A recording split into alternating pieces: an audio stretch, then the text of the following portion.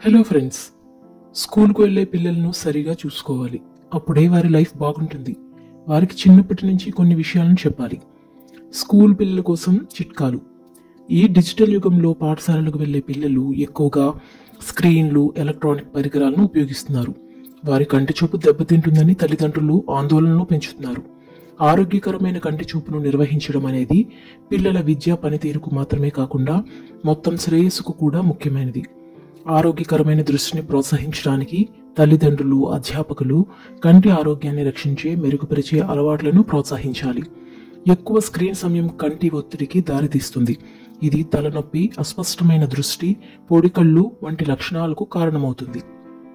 కంటి ఒత్తిడిని తగ్గించడానికి 20-20-20 నియమాన్ని అమలు చేయడం మంచిది. ప్రతి 20 నిమిషాల స్క్రీన్ టైం తర్వాత విరామం తీసుకోవాలని, కనీసం 20 సెకండ్ల పాటు 20 అడుగుల దూరంలో ఉన్న వస్తువుపై దృష్టి పెట్టాలని చెప్పారు. ఈ సాధారణ వ్యాయామం కంటి కండరాలను సడలించడానికి, సుదీర్ఘ స్క్రీన్ సమయం ప్రతికూల ప్రభావాలను తగ్గించడానికి సహాయపడుతుంది.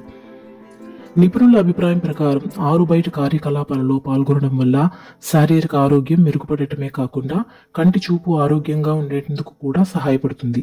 సహజ కాంతి, బాహ్య వాతావరణంలో వివిధ దూరాలు, రంగులకు బహిర్గతం కంటి ఆరోగ్యాన్ని సానుకూలంగా ప్రభావితం చేస్తుంది. స్క్రీన్ వినియోగాన్ని తగ్గించేందుకు ఆరుబయట గడపడానికి పిల్లలను ప్రోత్సహించండి. కంటి ఒత్తిడిని నివారించడానికి తగినంత లైటింగ్ ముఖ్యం. బాగా వెలుతురు ఉన్న ప్రదేశంలో చదివించాలి. చదివే మెటీరియల్పై కాంతి ప్రసరించేలా చేయాలి. కంటి ఆరోగ్యంతో సహా మొత్తం ఆరోగ్యానికి పౌష్టికాహారం అవసరం.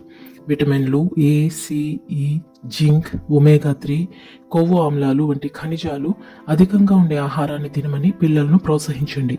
ఈ పోషకాలు కంటి చూపును ఆరోగ్యంగా ఉంచడంలో, పొడికళ్ళు, రేచీకటి వంటి పరిస్థితులను నివారించడంలో ముఖ్యమైన పాత్ర పోషిస్తాయి. కళ్ళు పొడిబారడం అసౌకర్యానికి దారితీస్తుంది.